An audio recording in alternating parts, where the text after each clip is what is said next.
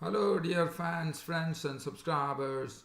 Welcome to the Saturday edition of the Cricket Happening Show with your host Ram. Well, Pakistan, as expected, lost the series to Australia as the Test series got concluded yesterday on the final day. Before the prescribed, I would say the day was over, where Australia actually had a clean sweep of Pakistan in the Test series by hitting them 3-0. And Pakistan, if you look at the history, for the last three series down under, Pakistan have been absolutely buried by Australia every time they have come here. So that really says that they have lost three tests every time they have come to Australia, and probably 12 matches they have played in Australia they have lost since they last visited, in the sense as and when they have come to Australia they have lost 12 matches now without a single victory. So this is something that Pakistan definitely needs to address in the future. The win came about in a very nice manner, which I will talk about, and also today New Zealand will be gunning for a clean sweep of Bangladesh in the T20 series, and that is something I can do a brief preview. And also we will look at the Australian squad that has been selected to play in the 5 one-day internationals against Pakistan. And I have to say, one was a bit surprised to see that George Bailey, the ever reliable George Bailey, and the dashing opener Aaron Finch were left out, which I'll be talking about.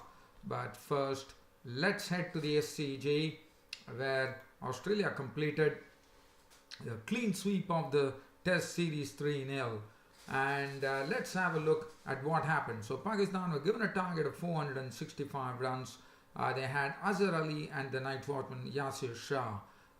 One was definitely waiting to see, Australia would have fancied their chances, in the sense they would have thought that, they could actually price out the night watchman early in the morning, but that was not to be. In fact, it was Azhar Ali who was the first victim yesterday, as Josh Hazlewood forced Azhar Ali to actually, tap a ball back to him, and Hazlewood gleefully accepted the catch, and that was a big breakthrough, because one knows Azhar Ali with his stonewalling can really have probably taken Pakistan out for a draw here.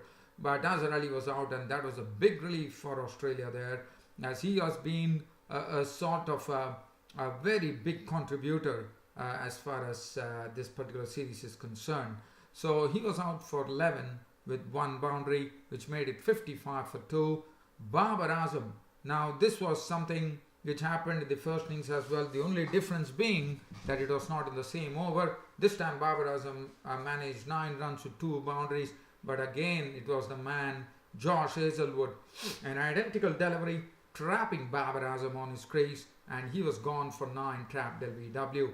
So that made it 67 for 3, but the night watchman Yasir Shah was defying everything that was bowled to him by the Aussie bowlers, as Yunus Khan, the man who made 175 runs, walked in.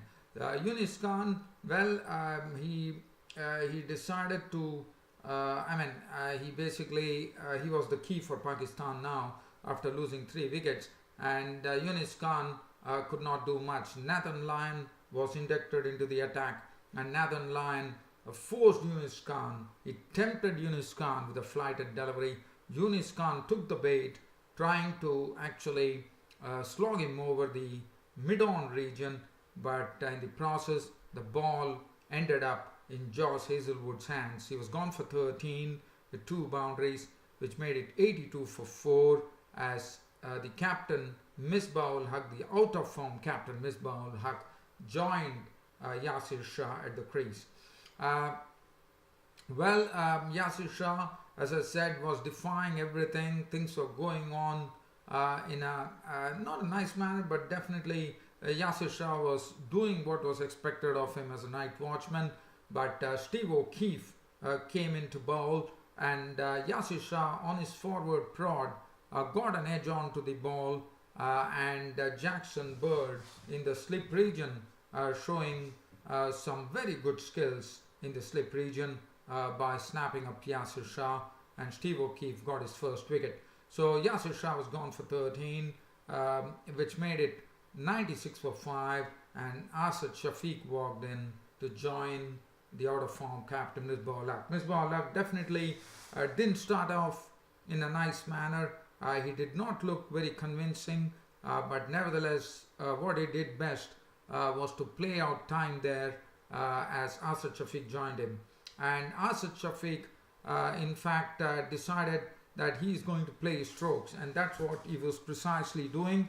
As that was going on, Misbah-ul-Haq was staying at the crease, and he was also playing some good strokes, and Asad Shafiq had in fact overtaken Misbah-ul-Haq as far as the scoring was concerned, and they went to tea at that particular time, and once they returned after tea, things once again started happening for the Aussies, as it was the next wicket to go was in fact at the stroke of tea, I reckon that Asad Shafiq's wicket was gone, as Mitchell Starc shifting from over the wicket to round the wicket got Asad Shafiq to actually play at a delivery, but in the process there was some movement for Mitchell Starc as the ball went in between the bat and pad gap to knock the stumps. So Asad Shafiq was gone for 30 with 4 fours, and that made it 136 for 6.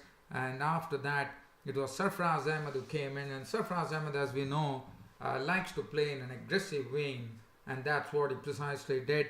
But now the out of form Misbah-ul-Haq, after being very patient here, he could have been still patient, but in the process, Misbah-ul-Haq, this time it was Steve O'Keefe bowling a tempting delivery to Misbah-ul-Haq, and Misbah-ul-Haq taking the opportunity, as he normally does, to actually hit against the spin of O'Keefe, but it only ended in the hands of Nathan Lyon.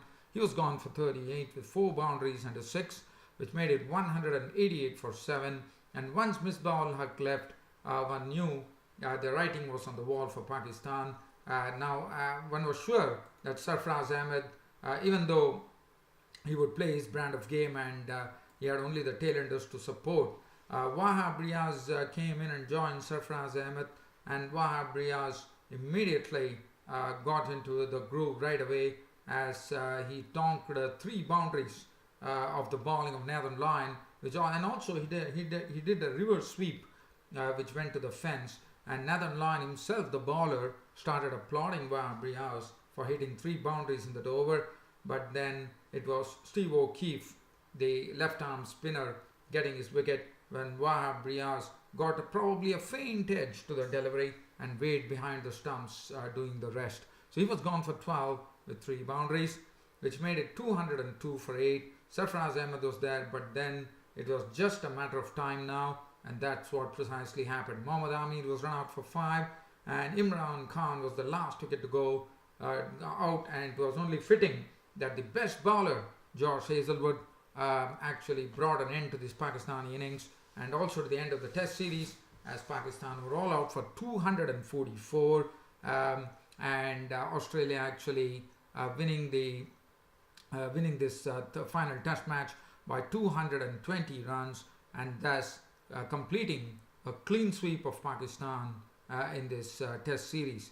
Sarfaraz Ahmed, well, he did play a very, very good knock under the circumstances, but as I said, he was running out of partners, but definitely it was a nice knock from Sarfaraz Ahmed. He remained not out on 72 with 8 fours and 1 6 and 244 all out. As far as the bowling was concerned, Mitchell Starc 17 to 57, he had 1 wicket. Josh Hazlewood was the one who started it all right through the morning when he picked up the most important wicket of Azhar Ali, the Stonewaller. 18.2 overs, 7 maidens, 29 runs and 3 wickets. Nathan Lyon, 27 overs, 6 maidens, 100 runs and 2 wickets. Steve O'Keefe did a fine job, I thought, in the second innings. 17 overs, 4 maidens, 53 runs and 3 wickets, and Steve Smith 1 over for 5 runs. The man of the match went to David Warner, and the player of the series was taken up by the Australian captain, Steve Smith. But one thing that I would like to say, that Hilton Cartwright was injured and he could not bowl, so that was something sad. Hilton Cartwright, as you know, he bowled in the first innings just 4 overs, and after that one did not see Hilton Cartwright. But also one saw that Hilton Cartwright pace was not really up, so definitely he was not really fully fit to my reckoning. But whatever it is, so the test series is all done and dusted, and as I said, Pakistan have to address this in the future, because this is their fourth, the number of consecutive whitewashes. As I said, the last 4 series where Pakistan have toured Australia has always resulted in a whitewash, and that is not good news, and that is something that Pakistan have to seriously address in the future when they tour down under. So, but as I said, Australia definitely would be very happy after that, after the reverses that they suffered against the South Africans. They are really started booming with confidence right now, and it's a happy augury, I would say, with the Indian tour coming up, which is going to be a real tough examination for them.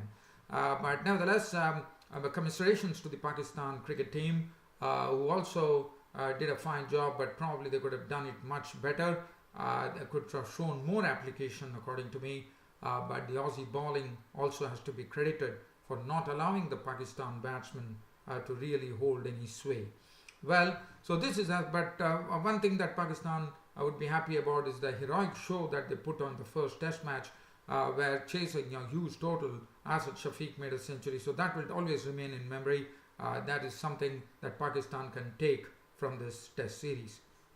Well, just skipping the topic on Australia, as you know now, the focus will be shifting on to 5 one-day international series, the ODI series, which is going to be played with the first match coming up at the Gabba ground in Brisbane on Friday next week. And Australia announced their squad today, and it was, if you look at the squad, there was a bit of a real surprise, one could say. The 2 big names were missing. One is the dashing opener along with David Warner, was Aaron Finch. Aaron Finch's name was missing, and also the very, very reliable George Bailey, who is a utility player, was also missing. And the reason that was given by the coach Lehman was basically telling that they, looking at the graphs of their runs, they have not been scoring lots of runs as expected, and they really need to really perform well in the domestic season or in the BBL to really start knocking at the Australian team. So that meant that there was a chance for Chris Lynn. As you know, Chris Lynn the other day smashed 11 sixes, which is the highest most number of sixes hit by a single player in a BBL. So Chris Lynn is looking he's looking in full flight.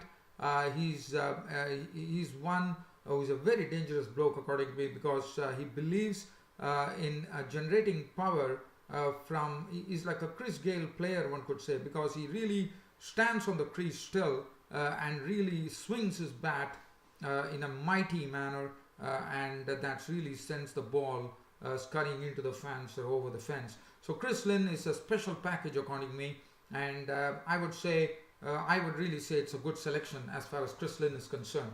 The other surprising selection coming in, also another Queenslander, Billy Stanlake. Now, Billy Stanlake, the other day I was reading something, and it was saying that there is a lot of expected. I mean, I'm very happy to see that this Billy Stanlake is a very good young fast bowler. He generates some extra bounce because of his good height that he has, and one was telling that probably he's one who is penciled in for the future, and I'm happy to see that it has been proved here after seeing him figure in the one-day squad that has been selected to play Pakistan. As far as the teams are concerned, the other players are concerned, they all select themselves. Stephen Smith, the captain, David Warner, Pat Cummins. Pat Cummins, who has been doing a fine job in the BBL as well. James Faulkner, Josh Hazelwood, Travis Head, Usman Khwaja, Mitchell Marsh, Glenn Maxwell is back, so that is good news. Glenn Maxwell, as you know, is to me, I can't see a match. I can't imagine an Australian squad, ODI squad or a T20 squad without this bloke, Glenn Maxwell. Billy Stanlake, who is the new one, Mitchell Starc, Matthew Wade, and Adam Zampa, who is another ODI specialist spinner. Well, so this is as far as Australia is concerned. Now, just looking at the match which is coming up, a very brief preview of the final T20 match which is coming up today between New Zealand and Bangladesh, where Bangladesh have to see whether they can get at least a solitary win here, because already New Zealand have won the one-day international series, and now it would be a double clean sweep here if New Zealand actually beat Bangladesh in the final T20, which is coming at a Mount Manawini. So it's the same ground where they lost the second T20 match, the Mount Ganvi pitch. It's a slow pitch, as you know, but let's have a look at the teams here. Now, as far as New Zealand are concerned, they have some injury worries. The other day we saw Kane Williamson and Luke Ronchi opening, and Luke Ronchi, due to injury, is out of the match, and that means the wicket-keeping duties. The other day, as you know, Tom Bruce kept wickets, and he looked impressive as well. But the specialist wicket-keeper, his name is Tom Blundell. One could probably see Tom Blundell very well make his debut, and I'm told Tom Blundell has a very good strike rate. I mean, he has been a part of the Super Smash final, the T20 final, which took place with Wellington, and he has come up trumps. Tom Blundell, he has a very good strike rate as well as a wicketkeeper batsman. He has a strike rate of 121.57 in 19 T20s he has played. So he's a specialist T20 player, and also he's a wicketkeeper too, to boot. So Tom Blundell could be well making his debut. So it definitely says that New Zealand have ounces of talent which is emerging out of on the surface right now. With Tom Bruce the other day, and so Tom Blundell is one who could make the cut here. George Worker could also get an opportunity here for the first time to actually represent New Zealand after quite a long time. He definitely has played in the past, George Worker. So Kane Williamson, George Worker, Colin Munro, Corey Anderson. Now Colin Munro, you know what a smashing T20 century hit. He would definitely love to do the same. And Mr. Santner, Matt Henry. So Matt Henry will be probably back in the place of Ben Wheeler. He saw the Trent Bolt, or probably it would be a chance, because since New Zealand have already won the T20 tournament, one could probably see the very, very quick, the real quickie, Lockie Ferguson, getting an opportunity here. But nevertheless, that said, the onus will be on Bangladesh to stop the New Zealanders here, who are really, really rolling them along, rolling the Bangladeshis along in this tour in a very, very merciless manner. So as far as Bangladesh are concerned, their problem, one thing that they would be happy about is that they got Soumya Sarkar really get going. He played very elegantly, I thought. We know he's a very elegant player, which he definitely gave glimpses of that. Not glimpses, basically showed in the World Cup that he could be a very good player, extremely talented. But Soumya Sarkar has not been hitting the straps. But probably today might be the time to really get that going. And Sabir Rahman is another good player, no doubt about it. He really likes to tonk the ball. And other than that, they have the solid experience of Tamim Iqbal, Shakib Al Hassan, and Mahmudullah. And well, I think it should be a good pitch. I mean, we are going to play on the same game. And I'm told the forecast is pretty bright as far as Mount Ganvi is concerned. So we should have a fine day there. And let's see whether Bangladesh can stop New Zealand, or whether New Zealand go ahead and do a clean sweep in the T20 series 3-0. Well, dear fans and subscribers, hope you all enjoyed this cricket broadcast of mine, and I look forward to meeting you all on my next cricket broadcast that will be coming up tomorrow. That's on a Sunday. Till such time, this is your host Ram signing off. Thank you.